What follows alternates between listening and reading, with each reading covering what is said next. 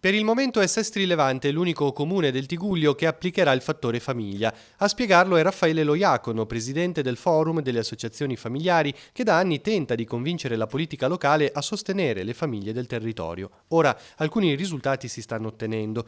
Il fattore famiglia, che prevede un accesso più equo ai servizi, a Sestri Levante sarà applicato all'asilo nido. È già stato inviato un questionario che permetterà di stilare una graduatoria che per alcuni nuclei familiari con particolare necessità o disagio vorrà dire pagare meno o essere totalmente esentati. Un ottimo risultato, dice Loiacono, che in questo periodo ha un fitto calendario di incontri con i sindaci del territorio. Certo, spiega, accettare le proposte del forum non è così immediato e i tempi spesso sono dilatati. La giunta di Lavagna ha già incontrato Loiacono ed è stata espressa la volontà di collaborare, nei limiti del possibile, vista la situazione di dissesto. E un altro comune che sta lavorando per applicare il patto firmato con il forum è Rapallo.